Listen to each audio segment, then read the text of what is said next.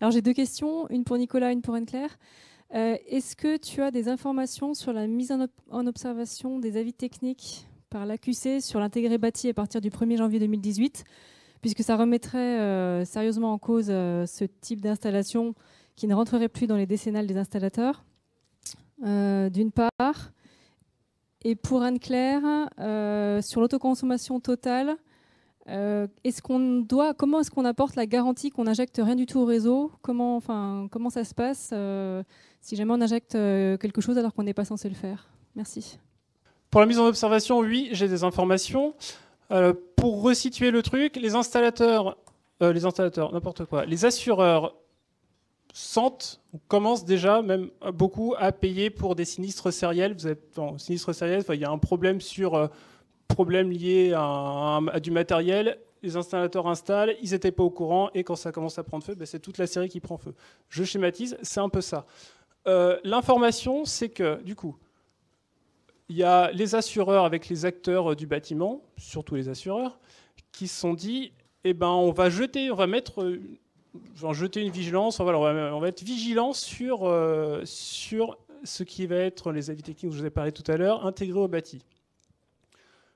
Donc ils se sont dit ça en janvier dernier, mais ils se sont dit on ne va pas être vigilant tout de suite, on va être vigilant à partir du 1er janvier 2018. Et c'est ce qui s'appelle donc une mise en observation. Pour mettre en observation, il faut d'abord, donc ces avis techniques, ils sont décomposés par famille. Il y a les avis techniques qui sont sur, par exemple, toiture terrasse, les avis techniques intégrés, etc. Donc là, cette mise en observation va viser que l'intégré. Comment ça se passe concrètement? Concrètement, un fabricant qui se dit « Ouh là là, moi je fais de l'intégré, mon avis technique, il est visé ». Ce qu'il peut faire, c'est que dès maintenant, il peut aller voir cet ensemble d'acteurs qui s'appelle la C2P pour déjà anticiper sa mise en observation, pour essayer d'en sortir par anticipation. Et je pense qu'il y en a déjà plusieurs qui l'ont fait. Après, il faut aussi se rappeler que ce n'est pas forcément parce qu'il y a une mise en observation que tous les assureurs vont avoir la même pratique. Quasiment tous, mais il y a aussi différents types de souscriptions. Il y aura forcément plus de vigilance, tout le rappel, attention, qualification, avis technique. Les fabricants, oui, c'est possible. Alors, je sais qu'il y en a qui vont justement présenter leurs produits à nouveau devant la C2P. Ça va être en octobre, non, novembre, enfin bon, bref, bientôt. Et c'est possible. Après, je n'ai pas forcément les noms, parce qu'après, bon, c'est... voilà. Alors, il n'y a pas forcément de lien, en fait. C'est que... En fait, le problème, c'est que j'étais là lors de cette réunion, et après, si je commence à dire comment c'est passé, en gros, à la fin, je vais la faire parce que j'adore le faire, c'est qu'à la fin, les gens, on a discuté pendant 1h30 sur, voilà, intégro bâti, tu as des sinistres, oui, mais bon, c'est pas forcément lié à intégro bâti, qu'est-ce qu'on fait, etc. On se regarde un peu, puis à la fin, on se dit, mais au fait, on fait quoi pour la mise en observation? Bon, on verra en janvier 2018. Et puis après, on voit un communiqué en disant « Attention, mise en observation anticipée en janvier 2018 ». Je caricature un peu. L'intérêt, c'est que ça a quand même... Ça permet au moins à la filière de se regarder, se dire « Ouais, bon, alors, peut-être on voudrait faire attention quand même à ce qui est posé, etc. » Où là, vraiment, on travaille sur le sujet, il y a justement des rapprochements entre acteurs de la filière. C'est ça qui est intéressant, c'est que ça a permis vraiment des échanges, et ça a permis aussi une évolution du cahier des charges de la vie technique, où vraiment maintenant la partie électricité est prise en compte dedans. C'est vrai qu'il n'y aurait pas eu ce coup de pied dans la fourmilière, peut-être que ça n'aurait pas bougé. Donc il y a vraiment du positif, et il y a en effet quand même une vigilance à avoir, je vous l'ai dit, sur la qualité de ce qui est posé, sur les compétences des personnes, sur la qualité des produits, et sur l'encadrement aussi de l'autoconsommation totale, où là justement on sera hors tout ce cadre qui vous a été présenté, où là on a des risques pour les clients, surtout particuliers. Puisqu'en fait, c'est la date de chantier qui fait foi, il me semble, pour les ATEC. Et du coup, tous ceux qui développent des projets en ce moment, ils risquent de se retrouver avec des installations en chantier en début d'année qui ne seront peut-être pas assurables ou assurées. D'où l'importance de se rapprocher du fabricant. Moi, je ne sais pas les démarches des fabricants, l'importance de se rapprocher du fabricant et peut-être de commencer à penser sur imposition, au lieu de penser intégrer. Et aussi, peut-être pour compléter, il y a eu effectivement certains sinistres, mais en général, il a toujours été prouvé que c'est parce la vie technique n'était pas utilisée dans son domaine d'emploi. Donc il y a aussi le retour que si l'installateur, lui, peut aussi aller voir son assureur et montrer qu'il respecte le domaine d'emploi, ça peut aussi jouer plus positivement au niveau du dossier, forcément. Mais voilà, rappeler aussi que c'est cette importance du domaine d'emploi, en fait, à respecter. Et pour répondre à la question sur l'autoconsommation, alors en fait, il n'y a pas d'obligation de mettre un moyen, en fait, parce que quelque part, vous pourriez ne pas mettre de dispositif de limitation d'injection parce que vous allez tout consommer sur place. Hein.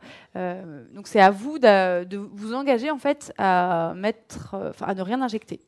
Donc soit ça passe tout seul parce que vous allez tout consommer sur place, soit effectivement vous mettez votre fameux dispositif qui va limiter l'injection.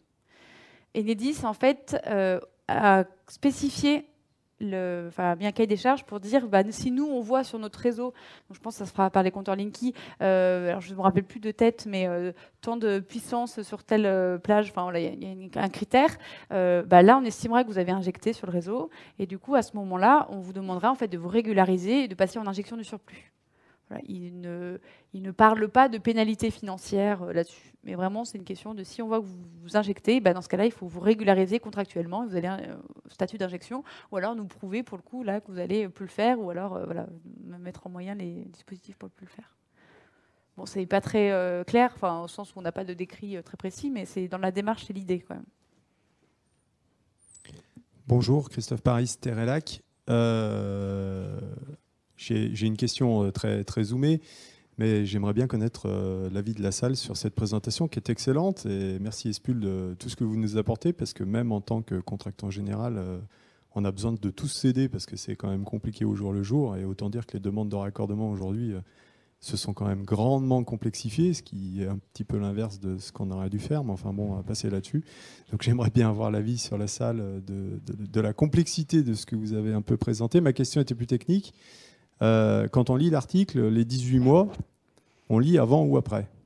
Moi, j'ai Enedis qui nous a clairement dit, dans le 26, non, il n'y a plus la règle des 18 mois. Donc la règle des 18 mois, c'est-à-dire qu'il faut prendre 18 mois pour faire un autre projet sur la même toiture, donc du même propriétaire, comme ça a bien été expliqué. Vous avez des précisions là-dessus? Parce que tout à l'heure, vous en avez parlé, mais vous n'avez pas été plus loin. Si, pour moi, il y a encore les 18 mois, ils sont écrits, avant ou après. Oui, mais le avant ou après est assez... Les 18 mois, pour dire la définition, c'est que vous allez faire une demande de raccordement en fait, de votre installation P, et on regarde si avant cette date-là, dans les 18 mois précédents et dans les 18 mois suivants, il va y avoir une installation Q qui a fait une demande de raccordement. Pour moi, la règle, elle n'a pas changé là-dessus. D'accord. Ok, merci. Bonjour. Je vais vous apporter un éclairage très différent de ce que vous avez entendu depuis tout à l'heure. Est-ce que vous connaissez les onduleurs qui alimentent des centres de calcul et qui protègent un centre de calcul? Un onduleur un peu professionnel a deux réseaux d'entrée. Le réseau principal, qui en principe est connecté au réseau EDF, et puis un réseau secours. Et cet onduleur, il a son autonomie avec des batteries qui permettent d'assurer le fonctionnement de l'installation qui est après cet onduleur. Je vous propose dans votre réflexion de réfléchir à la chose suivante. Vous retournez l'utilisation de l'onduleur dans l'autre sens. Vous êtes producteur d'électricité sur votre onduleur, qui a des batteries qui sont chargées par les panneaux photovoltaïques. Et quand vous en avez envie, vous consommez ou pas de l'énergie sur le réseau d'Enedis ou de RDF ou de fournisseurs que vous voulez. Comme ça, vous affranchissez de toutes les réglementations dont on nous a inondés depuis ce matin. Vous consommez en regardant les propositions tarifaires qu'on vous fait, et votre installation solaire, elle est totalement autonome, et vous vous débrouillez comme des grands. Je fais depuis 6 ans une expérimentation avec des batteries lithium fer phosphate 4, une invention française, dénigrée par la France, donnée au Canada, qui l'a redonnée aux Chinois. Les Chinois actuellement utilisent ces batteries, qui ont un avantage, c'est de ne pas être dangereuses. La seule chose que vous pouvez faire, c'est les détruire si vous ne les surveillez pas correctement, mais vous détruisez, vous perdez votre investissement, mais elles ne brûlent pas. Donc depuis 6 ans, je cycle ces batteries en permanence pour voir si c'était durable. Elles n'ont pas perdu 1% de leur capacité de charge. Pas 1%. Je ne peux même pas arriver à mesurer la perte. Parce que les batteries utilisées dans un cadre de consommation, je dirais de petites entreprises ou de particuliers, les intensités sont assez faibles. Donc les batteries ne vieillissent pas, comme dans une automobile, en fait. Et donc, l'avantage avec ça, c'est que donc, vous devenez autonome. Vous ne risquez pas, pour répondre à la dame, de réinjecter de l'énergie dans le réseau, puisqu'en fait, il n'y a pas de lien physique. Vous avez 2 sources d'alimentation sur votre onduleur. Donc, vous ne pouvez pas réinjecter dans le réseau. Si vos batteries sont vides, eh ben, vous prenez un peu d'électricité sur le réseau. Si vos batteries ont de l'énergie, eh ben, vous utilisez votre solaire. Si vous êtes dans des périodes tarifaires où il est plus intéressant de prendre de l'énergie sur le réseau parce que vous avez un tarif EJP, par exemple, eh ben, vous remplissez vos batteries hors heure de pointe et vous coupez votre alimentation au réseau EDF pendant les heures de pointe. Moi, c'est ce que je fais depuis 6 ans. Je consomme un EJP, aucune heure de pointe. Ah ben, à ce moment, les panneaux solaires, automatiquement, le MPPT arrête de charger parce que vous protégez vos batteries. Alors après, c'est la question des capacités de batterie que vous aurez mis pour le faire. Mais il y a, disons, 2 visions. Vous avez la vision journalière, de dire je veux faire un équilibrage jour-nuit parce que j'ai un tarif intéressant pour acheter à EDF de l'énergie en heure creuse. Et à ce moment, à vous de précalculer avec un petit calculateur, est-ce qu'il vaut mieux que je charge mes batteries aujourd'hui au solaire ou sur l'heure creuse? Parce qu'il ne va pas y avoir de soleil, par exemple. Donc je commence un peu à étudier des algorithmes dans ce sens-là. Donc il faut faire un peu de la prévision météo pour ça, pour décider de charger ou pas ces batteries, pour laisser de la place pour le solaire. Mais je vous garantis que ça marche très bien. Et donc j'ai vu qu'il y avait une possibilité d'aide régionale sur étudier un schéma de ce type-là. Je suis prêt à collaborer pour avancer sur ce point-là. Il y a un grand spécialiste international qui s'appelle Monks, qui lance un projet de batterie murale, de wallbox, comme il l'appelle, dans des pays étrangers. Je ne comprends pas pourquoi il y a une réticence en France à parler de ce sujet qui semble être un tabou, quelque chose d'incroyable. Vous tenez... Moi, c'est ce qui m'intéresse. Je suis particulier. J'ai une installation qui est bien trop grosse par rapport à ce que je consomme. La seule chose que j'ai entendue en point négatif, vous dites « je ne crois pas à ce marché ». J'aimerais arriver à comprendre où est la vérité, où est le compromis, où est je ne sais pas quoi. En fait, j'y crois pas. J'espère en fait que s'il y a un marché, ça fera du boulot et c'est très bien. J'y crois pas parce que je vous ai parlé des assureurs et je pense que ça va être compliqué d'assurer une maison si on dit on a des batteries que vous voulez installer, elles sont où vos batteries, etc. J'y crois pas forcément dans ce sens. J'espère qu'il y aura un marché. Enfin voilà, j'espère qu'il y aura plein de possibilités, des exemples comme ça. J'espère que ça va se multiplier. Mais quand je vois comment s'orientent les choses, je pense qu'il y aura d'autres solutions. Et je parle par exemple du véhicule électrique qui vont venir remplacer ce marché en quelque sorte. Je pense qu'à un moment ou un autre, quand même, le problème va être beaucoup plus présent. Alors, peut-être... Et on risque de prendre du retard. En fait, cette idée-là, le fait que j'y crois pas, donc vous parlez sûrement de la Gigafactory de Tesla. Et j'étais juste en fait au colloque autoconsommation hier et j'ai vu une intervention d'André Joffre qui disait ok les gars, autoconsommation, il regardait les 10, il dit bon vous êtes has-been.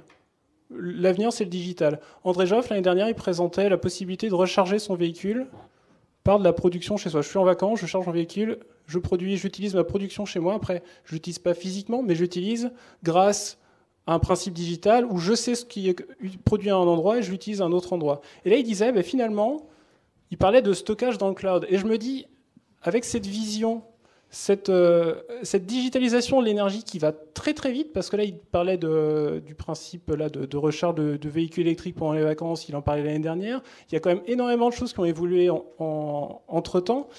Je pense vraiment que cette notion de digitalisation de l'énergie, où on aura de la production à un endroit, où on aura vraiment moyen de savoir ce qu'on a produit, et après que finalement, la partie réseau, ça va être plus du calcul d'équilibrage que de l'équilibrage physique. C'est quelque chose que je pressens, hein. Je ne peux pas forcément l'expliquer, je ne peux pas vous donner des chiffres, etc. Mais je pense que c'est peut-être malheureusement un marché vraiment qui va être éclipsé. Et je m'appuie aussi pour ça, comme je vous le dis, sur le pressenti, où déjà quand on parle juste autoconsommation sans stockage, un assureur il se dit oui mais après comment je vais faire s'il n'y a pas de production, etc. Il y a on a un modèle économique français qui est, avec l'histoire de décennale, etc., qui est assez... qui est peut-être assez compliqué par rapport à ces innovations. On adorerait que ça soit plus simple, etc. Alors moi, je voulais juste peut-être faire un mot quand même sur la question du stockage. Nous, ce qu'on a l'habitude de dire, et c'est déjà existant, c'est que le réseau est la meilleure des batteries. L'enjeu, il est aussi de ne pas... il avait été évoqué, si les batteries sont pleines, on arrête la production. Pour nous, l'enjeu, c'est qu'on atteigne nos objectifs de développement photovoltaïque. Et ce n'est pas que les objectifs de puissance. L'enjeu, c'est de la production. Le but du jeu, c'est qu'on a des panneaux, qu'on les exploite au mieux en termes de production. Donc pour nous, l'enjeu vraiment, il est là, c'est ne pas se limiter finalement à l'usage résidentiel de sa propre production. Si on peut l'injecter sur le réseau, tant mieux. Quelque part, ça va avec d'autres, ça va reverdir l'électricité sur le réseau. Enfin voilà, on a vraiment cette démarche réseau avec cette réflexion sur le stockage, oui, mais sans doute pas à l'échelle individuelle, mais peut-être plus à une échelle de quartier. Voilà, c'est encore des choses qui restent à définir. Voilà, ça ne veut pas dire qu'il faut pas faire d'expérimentation, que les retours d'expérience ne sont pas bons, mais pour nous, il est là le vrai enjeu du stockage. On a une question au fond de la salle. Oui. Je reviens par rapport à la question sur les 18 mois sur la puissance P plus Q. Au niveau tarifaire, il y a des seuils, notamment le 9 kg. J'ai une installation qui a 20 mois, donc plus de 18 mois. Je refais une installation 9 kg. Quel est mon tarif ? Bah, du coup, la première. Alors, vous avez dit qu'il y a 20 mois, donc dont la demande de raccordement avait lieu il y a 20 mois. Voilà, il y a plus de 18 mois. Voilà, plus de 18 mois. Donc, du coup, vous n'êtes pas impacté par cette puissance-là. Donc, votre tarif, il correspond à la puissance de 9 kg. Voilà. D'accord. Par contre, si jamais vous refaites une autre installation 10 mois après, là, ça va changer le tarif au cours de la vie du contrat. Bonsoir à tous. Bonsoir Nicolas, bonsoir Anne-Claire. Merci beaucoup pour votre présentation. Je vous remercie de toutes ces explications. Enfin, 10 ans après, on va dire, l'autoconsommation arrive. Je ne vais pas revenir sur tous les freins qu'il y a toujours. On l'a déjà évoqué. Simplement, en question d'avenir, est-ce que le net metering, clairement, est en projet ou pas? Puisque c'est ça qui va être clairement vraiment un levier pour nous en tant qu'installateur en termes de réalisation de chantier, je pense, à l'avenir. Je ne pense pas. Ce n'est pas trop la direction prise en France, notamment lorsqu'on voit en autoconsommation collective qu'il y a un pas de temps de 30 minutes. On n'est vraiment pas sur ces logiques-là de net metering. Le principe du net metering, c'est que du coup, on n'est pas forcément en instantané, parce qu'aujourd'hui, l'autoconsommation, c'est instantané, mais une logique de dire j'ai consommé tant la journée, j'ai produit tant, donc ça y est, je peux m'affecter tant de ma production. Voilà, je ne pense pas qu'on en soit là. Aujourd'hui, au contraire, ils sont quand même plutôt à vraiment faire des pas de temps de 30 minutes, avoir un suivi le plus instantané possible. Je parle de ça puisque par rapport à l'expérience que j'ai dans les différents pays en voie de développement, on va parler de Mexique, Amérique latine, où le net metering, c'est ce qui se met en place maintenant depuis 3-4 ans, et où le boom du solaire aujourd'hui est complètement... On atteint des chiffres à plus de 100% de développement de marché. Concrètement, qu'est-ce qui freine en fait aujourd'hui au net metering pour que ça se mette en place sur le marché? Alors c'est une question principalement, je pense, d'utilisation du réseau, parce que vous ne l'utilisez pas à toutes les plages et que du coup vous n'aurez pas aussi, il n'y aura pas un reflet de votre utilisation quelque part et vous n'allez pas forcément payer. C'est un peu cette question-là globalement. Je pense que c'est une question de taxe aussi derrière. Voilà, c'est tous les enjeux autour de l'autoconsommation aujourd'hui qui sont ciblés sur l'autoconsommation collective. C'est un petit peu ça derrière. Enfin, ça révèle un peu toutes ces problématiques. Après, de comptabilisation, de répartition des flux, je pense qu'il y a tout un enjeu aussi là-dessus. Bonjour, merci pour votre présentation. Olivier Rigouin, je travaille à la ville de Lyon et on a des projets en autoconsommation là, qui sont en cours d'étude chez nous. Donc 3 projets sur 3 sites différents de 100 kW crête chacun. Donc ma question elle était plutôt orientée à avis technique parce que c'est des toitures terrasses qu'on a visées pour les questions structure. Et il se trouve que voilà, dessous on a souvent des bacs acier et les avis techniques sont assez peu développés, me semble-t-il, sur ce type de bâtiment. Et du coup, là, mon interrogation elle était par rapport aux observations dont vous parliez, quel est le délai pour que moi j'évalue le risque un petit peu sur ces avis techniques, parce que si jamais on part dessus, qu'on se retrouve dans un an à avoir des avis techniques inexistants, par exemple, puisqu'on a des bureaux de contrôle qui aussi, me semble-t-il, sont assez frileux, même si on essaye de leur faire adopter des enquêtes techniques nouvelles, des procédés apparemment de substitution. Je ne suis pas encore hyper expert dans le domaine, mais voilà, on n'a pas l'air d'avoir beaucoup de solutions. On a des remises en cause de ce que vous évoquiez. Voilà, quels sont les délais? Est-ce que ça se développe en parallèle pour avoir une petite vision sur le sujet? Alors, les délais, vous parlez des délais par rapport à la sortie de nouveaux avis techniques ou de sortie de la mise en observation? Déjà, est-ce que j'essaie d'évaluer le risque de remise en cause potentiellement des avis techniques existants?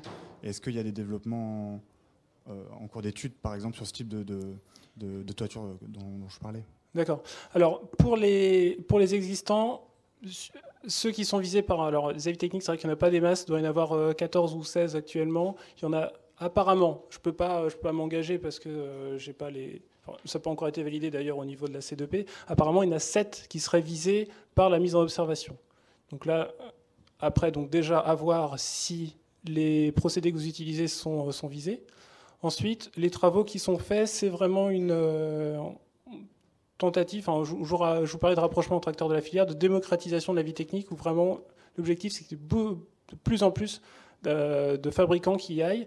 Pour l'instant, ils n'y vont pas, parce qu'en effet, ça coûte cher, c'est compliqué, etc. Le marché sur imposition, est-ce qu'il est là, est-ce qu'il n'est pas là? Donc, en même temps, avec la hausse de la surimposition et cette ouverture de la vie technique, où là, on est en train de mettre en place des choses au niveau test, etc., création de familles de produits. L'idée, c'est vraiment de... Alors, l'ETN, donc enquête de techniques nouvelles, pour amorcer la pompe, pour commencer à faire les projets. Il y aura des assureurs qui seront derrière. Il y a possibilité, il y a des choses, comme dit, il faut voir après les assureurs qui acceptent d'y aller, il y en aura. La nature horreur du vide, c'est pas parce qu'il y a un ou deux assureurs qui vont pas assurer telle technique, il y en a d'autres qui vont pas y aller, qui vont pas oser, en quelque sorte, en se basant sur les garanties dont j'ai parlé tout à l'heure. Et donc voilà, donc en termes de délai, pour que les nouveaux avis techniques sortent, pour l'instant, c'est vrai que les fabricants ils vont timidement. D'ici 1 an, 2 ans, ça s'accélérera peut-être, mais bon, après, il faut voir aussi les délais, donc peut-être, c'est ça, 2 ans.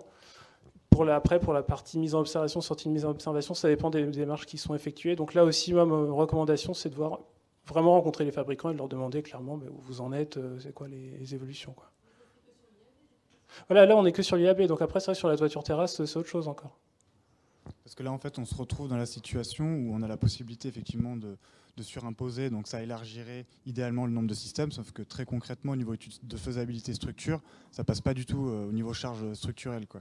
Donc, on écarte complètement tout ce qui est bac acier avec des graviers pour les lester, par exemple, parce que au niveau bac acier, ça passe pas du tout, quoi.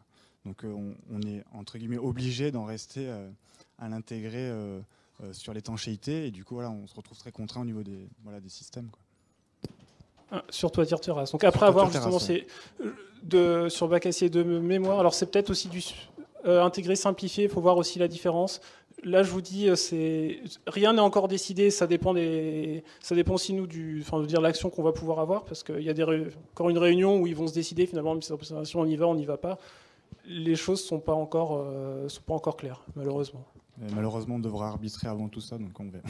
Oui, mais comme je vous dis, vraiment se rapprocher du fabricant, parce que c'est lui qui a les informations et c'est lui qui saura qui sera informé. Alors, sachant que les décisions de mémoire, il y a une réunion C2P 26 septembre, où là, il y aura le sujet, ça sera, je pense, abordé. Il y en a une autre le 14 novembre, où là, il y aura une validation vraiment définitive de la mise en observation. Où il y aura une concertation, c'est assez compliqué, hein, c'est des Parisiens, c'est le temps qu'ils signent les papiers, etc., qui sera après acté à nouveau, je me permets parce que je suis parisien, qui sera acté à la C2P de décembre, pour une application en janvier. J'ai envie de dire, dépêchez-vous de faire le projet, quoi. C'est en cours. Hein. Ok. Et une question pour madame. Pour les changements de contrat, en cas de vente du bien, puisque changement de propriétaire, changement d'usage de l'installation, et donc il n'y a pas forcément continuité sur la vente de surplus ou la consommation. Donc les contrats de longue durée que vous évoquiez, comment sont-ils modifiables automatiquement de droit en cas de vente du bien ? Alors, en cas de vente du bien, on a le droit de céder, de manière générale, on a le droit de céder son installation, donc changer le propriétaire de l'installation, donc changer le statut du producteur. Après, La vente du... Tout à fait. Mais du coup, on peut le faire, il n'y a pas de souci, c'est bien prévu. EDF, vous avez tous les formulaires qui sont dédiés, donc ça, il n'y a pas de souci. Par contre, si vous changez entre vente en totalité et vente en surplus, même si c'est pour une question parce que vous changez de propriétaire de la villa, par contre, là, ça va requalifier le contrat. Alors après, qui paye quoi? C'est vrai que c'est une bonne question si vous avez changé de producteur, mais voilà, la cession reste possible. Vous avez le droit aussi de céder et de changer d'acheteur obligé, donc de passer d'EDF à un autre acheteur obligé. C'est possible aussi si l'autre acheteur vous accepte, parce que ça lui fait des frais de gestion en fait, qui ne sont pas forcément toujours intéressants. Donc ça, c'est possible aussi. Donc les points possibles de modification sont à ce ordre-là. Après, tout le reste est plutôt quand même vissé. Aujourd'hui, même l'arrêté tarifaire précise qu'on n'a pas le droit de modifier la puissance uniquement à la baisse, ce qui pose problème en termes d'exploitation, parce que pour certains, vous avez dû expérimenter en exploitation, quand il y a un panneau qui défaille ou faut le changer, on n'arrive pas forcément à trouver le même panneau qui a exactement la même gamme de puissance. Donc aujourd'hui, vous vous retrouvez, moi j'ai une réponse très claire à la DGEC qui me dit ah non, dans ce cas-là, il ne faut pas qu'ils mettent le panneau de remplacement. Vous n'avez pas le droit de, même un chouïa, on va dire, de watt crête, ça ne marchera pas. Bon, voilà. C'est un peu contraignant. En exploitation, je pense qu'il va falloir aussi qu'on arrive à leur expliquer les contraintes d'exploitation qui sont des contraintes classiques, même pour une exploitation normale.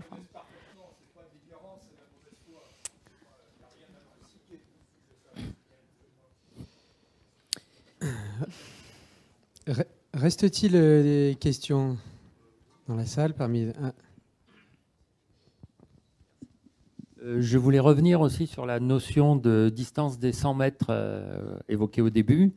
J'ai un cas concret d'un client qui a déjà un 9 kW en revente totale et qui voudrait rajouter 3 kW en autoconsommation et vente de surplus. Est-ce que c'est possible sur le même toit, évidemment? Est-ce que c'est faisable? L'installation, la première, elle date de quand? Elle date d'il y a 7-8 ans, oui. Donc elle est hors champ, donc oui, c'est possible. D'accord, c'est le fait d'avoir dépassé les 18 mois. Oui. Ok. Alors ça, pourquoi cette règle de 18 mois? Pourquoi cette règle de P plus Q? En gros, c'est pour éviter ce qu'ils appellent le saucissonnage, c'est-à-dire que les personnes fassent 2 fois 3 kilos.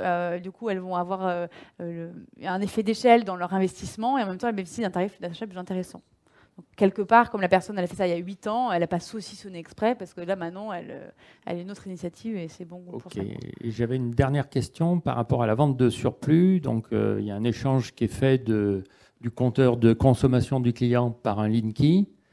Et est-ce que ça change l'abonnement, enfin la location du compteur, pardon? Alors non, le changement déjà n'est pas facturé au producteur vu que de toute façon le consommateur allait avoir un changement à un moment donné. Donc pas de facturation et au niveau du TURP, ce sont les mêmes tarifs quel que soit le compteur. Si, il y a quand même un coût de 48,78 € de frais de raccordement. Pour la mise en service. Ah, c'est la mise en service. C'est la mise en service. Okay. Il peut y avoir des frais pour ceux qui sont en branchement aérien. Aujourd'hui, il y a encore des frais de coffret de coupure de 400 € qui ne sont pas justifiés. Donc Enedis va bientôt les enlever s'il a l'acceptation de la CRI. Voilà. On a peut-être encore gagné un combat il y a quelques années déjà. On essaie de le mener. Ok, donc je crois qu'il reste plus grand monde dans la salle. Il est temps d'aller au cocktail. Il reste quand même quelques derniers motivés. J'avais une dernière question, moi, Anne-Claire. C'est vrai que ça a l'air. Tu as dit qu'il y avait des aides à la décision pour ceux qui s'interrogeaient sur le fait de faire de l'autoconsommation ou pas, ou autre chose. Pour les particuliers, est-ce qu'on pourrait imaginer une aide à la décision, un simulateur en ligne qui permettrait aux particuliers de faire ce choix? Alors, il existe déjà des outils d'estimation d'autoconsommation. Je crois d'ailleurs que le GMPV en avait fait un, mais peut-être pas en ligne, mais sans doute accessible à ses adhérents. Nous, ce qu'on a prévu, c'est pas forcément de calculer son autoconsommation, parce que on n'est pas parti là-dessus pour l'instant, mais c'est effectivement un outil en ligne pour aider à comparer ce que j'ai montré tout à l'heure, qu'est-ce qu'on peut gagner en vente en totalité, en vente en surplus, et vous aider aussi à avoir les bonnes aides à la décision. Voilà. Donc ça, c'est un tableur qu'on a conçu avec l'objectif de le mettre en ligne et qu'il soit accessible à tous. Voilà, ça va nous prendre un peu de temps de développement informatique, donc on risque de faire appel peut-être aussi à votre aide financière pour le mettre en place ou à des partenariats. Qui calcule du coup pour calculer l'autoconsommation? Donc là, c'est du calcul technique de quelle capacité financier aussi. D'accord. Est-ce qu'on peut avoir accès à la présentation? Alors ça veut dire que je conclus, parce que la réponse est oui. La réponse est oui. Merci beaucoup aux intervenants. Vous retrouvez tous ces slides, même si, comme le disait Anne-Claire, attention, il y a un paquet de données qui seront obsolètes d'ici 24 heures. Et vous retrouverez ces slides d'ici 15 jours. Donc, mais bon, vous aurez les slides et les commentaires sonorisés disponibles sur le site ecoconstruction-rhône.fr. Vous avez les coordonnées des SPUL. Si vous êtes installateur ou professionnel, vous avez les coordonnées du GMPV. Merci à nos partenaires de ce soir, donc les exposants qui sont là encore autour du cocktail. On vous retrouve pour une prochaine édition, pour ceux que cela intéresse. Au mois de novembre, on change d'énergie. On parlera normalement du bois et du plan oxygène de la métropole de Lyon. C'est en cours de de confirmation. On vous préviendra de toute façon puisque vous êtes sur nos listes, je crois, d'invités. Bonne soirée à vous et à bientôt.